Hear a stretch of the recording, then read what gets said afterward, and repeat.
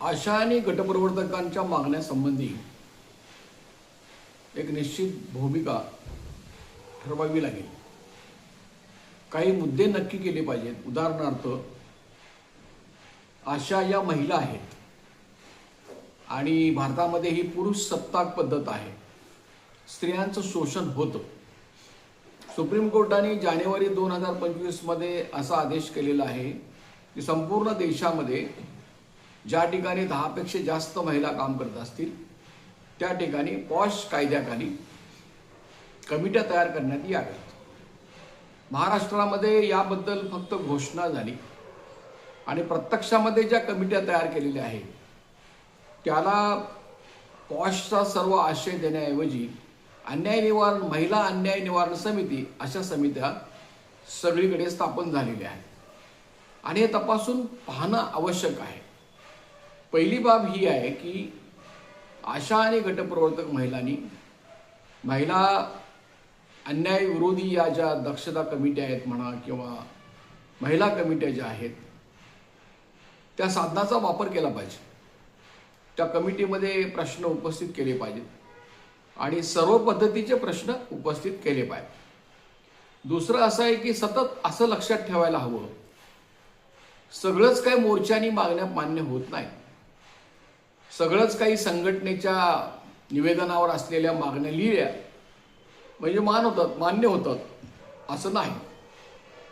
उदाहरणार्थ, आता महाराष्ट्रामध्ये 2010 सालापासूनच मागण्या केल्या जात आहेत. अशा गटप्रवर्तक महिलांना शासकीय कर्मचाऱ्याचा दर्जा मिळावा. त्या मागणीकडे हे सरकार ढुंकूनही बघायला तयार नाही. दुसरी मागणी आपण सातत्याने करतोय की आम्हाला ठोक किमान वेतन द्या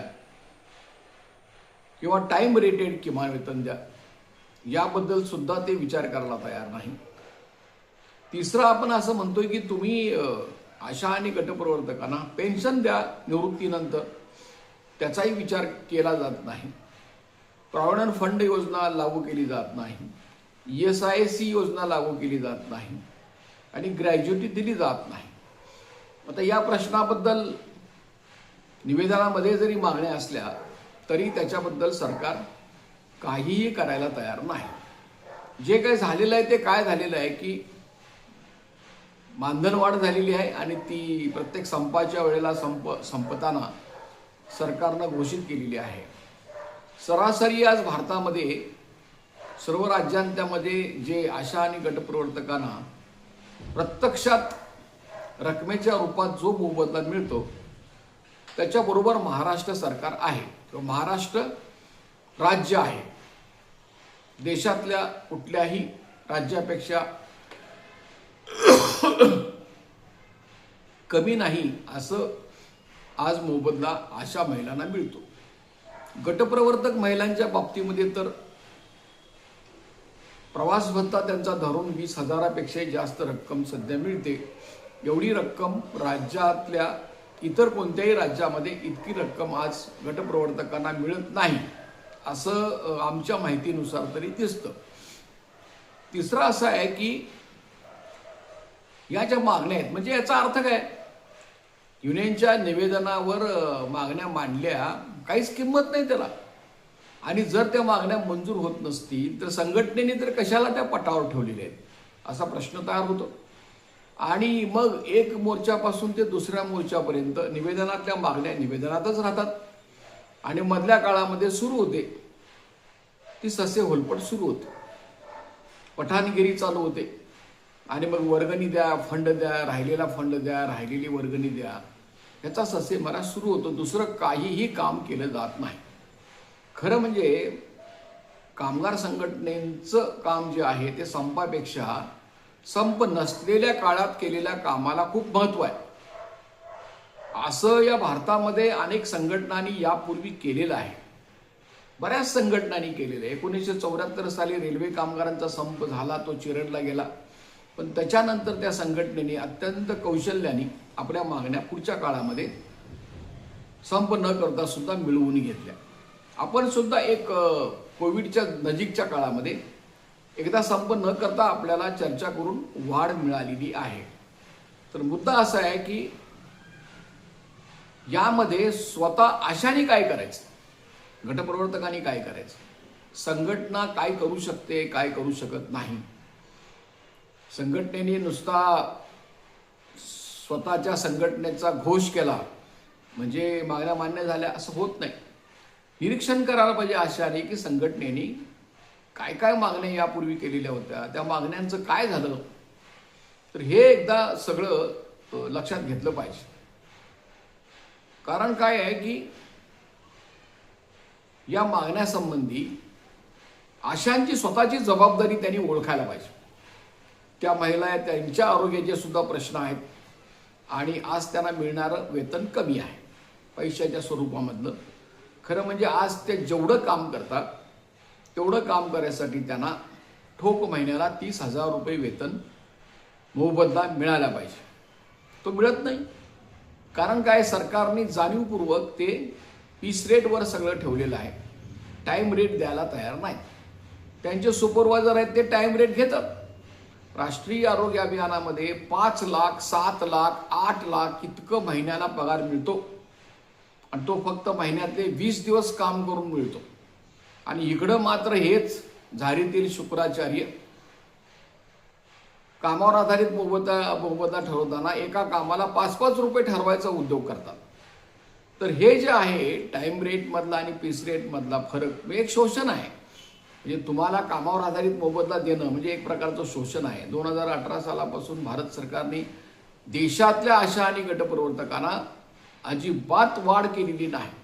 पीस रेटमध्ये सुद्धा वाढ केलेली नाही. कामावर आधारित मोबदला सुद्धा वाढ केलेला नाही. आता हे 26 साल सुरू आहे आणि एप्रिल महिन्यामध्ये 26 आणि 27चा जो PIP आहे तो यायला पाहिजे होता. पण आता जून महिना सुरू झालेला आहे, अजूनही नवीन PIP आलेला नाही. त्यामुळे आशाने एक समजून घ्यायला हवं की हे जे पीस रेट आहे हा प्रकार जो आहे तो भयानक आहे. टाईम रेटेड वेजेस पाहिजे.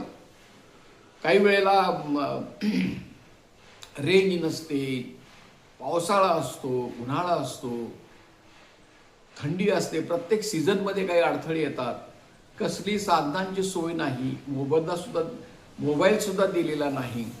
आणि मग आम्ही अमुक काम केलं तर तमुक मिळणार, तमुक केलं तर अमुक मिळणार.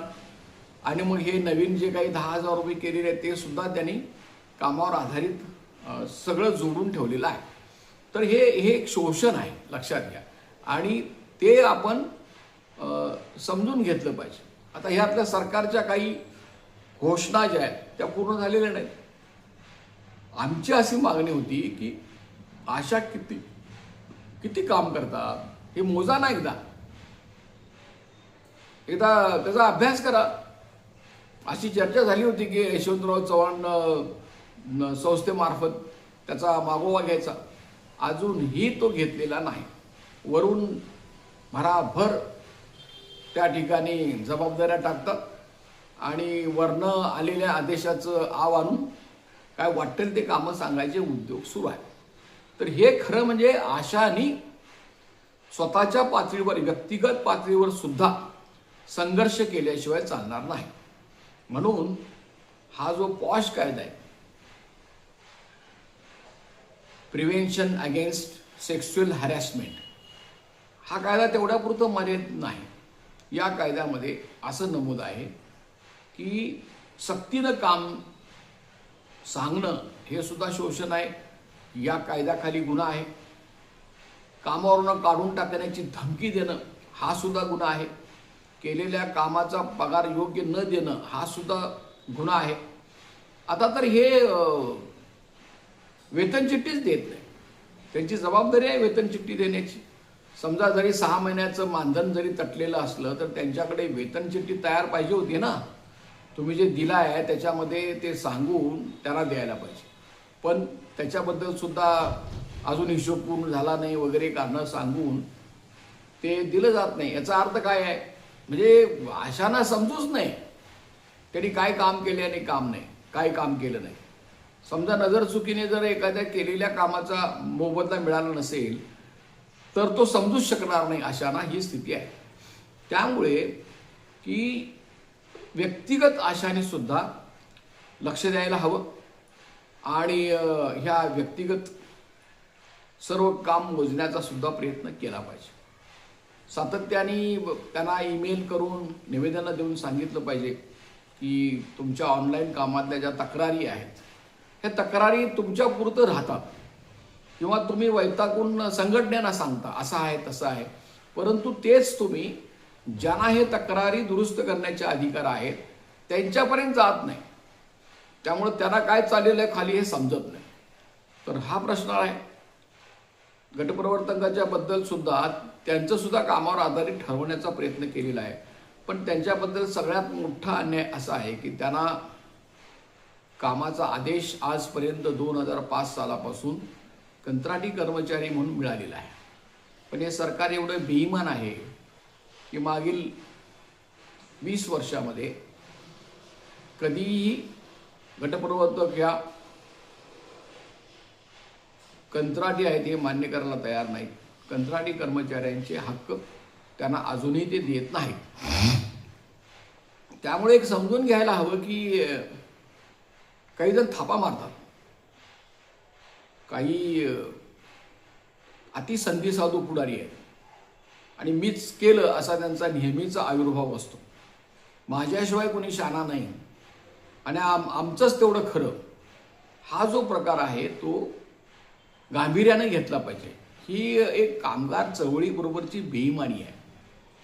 इतकंच नव्हे तर माणुसकीची सुद्धा थट्टा या ठिकाणी केली जाते. तर त्याच्यामुळे की सरकारने हे सांगा ना, काहीच मान्य केलेलं नाही. कुठली मागणी मान्य केली त्यांनी? वाढत्या महागाईच्या काळामध्ये जर आपण रेशो घेतला तर वाढलेलं मानधन सुद्धा हे कमी आहे. रास्त वेतन आहे आशांचं ते कमी झालेलं आहे.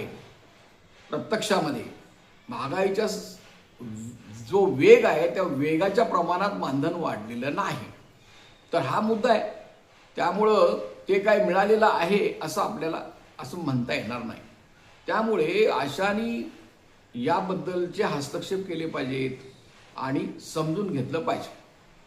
आता सरकार जे मान्य करत नाही, पण कोर्टाकडून निर्णय झाल्यानंतर सुद्धा मान्य करत नाही. म्हणजे आता महाराष्ट्रामध्ये या गटप्रवर्तक महिलांच्या बद्दल 2022 मध्ये निर्णय झालेला आहे की ज्यांचे 10 वर्ष पूर्ण झालेली आहेत त्यांना कायम कर्मचारी म्हणून दर्जा द्यावा. 22 साली निर्णय झाल्यानंतर 1 वर्षांनी सरकारने विधानसभेमध्ये ठराव केला. त्याच्यामध्ये सुद्धा बेईमानी आहे. त्यातल्या फक्त 33% जागा भरण्याचं त्यांनी ठरवलं. आता 3 वर्ष होऊन गेली तरी अजूनही ते भरलेलं नाही. दुसरं काय आहे, म्हणजे ह्या ज्या योजनाकर्मी कर्मचारी आहेत, आता मनीबेन भारिया नावाच्या बाई गुजरातमधल्या, त्यांनी एका छोट्याशा संघटनेच्या वतीने, NGOच्या वतीने, कामगार संघटनेच्या वतीने नाही, या देश पातळीवरल्या कामगार संघटनेच्या वतीने तर अजिबात नाही, त्या मनीबेन भारियाबाईंनी रिटायर झाल्यानंतर ग्रॅज्युटी मिळण्याची मागणी केली. ती नाकारली गेली. गुजरात हायकोर्टने नाकारली आणि सुप्रीम कोर्टामध्ये केस सुरू होती. सुप्रीम कोर्टाने सरकारला विचारलं, बोला तुमचं काय म्हणणं आहे? त्यांनी सुप्रीम कोर्टात सांगून टाकलं, हे काय आमचे कामगार नाही, हे फक्त मानधनावर काम करतात, यांना कायम होण्याचा अधिकार नाही, ते कर्मचारी नाहीत, पगार या व्याख्येत येत नाही, त्यामुळे त्यांना देऊ नये ग्रॅज्युटी. सुप्रीम कोर्टाने त्यांना सुनावलं किंवा झापलं म्हणा. ते म्हटले, हे तुमचेच कर्मचारी आहेत, तुम्हीच नेमलेले आहेत, तुम्हीच नेमता, तुम्ही त्यांना पगार देता, मानधन देता, आदेश देता, त्यांच्याकडनं काम करून घेता आणि आमचा काही संबंध नाही म्हणून सांगता.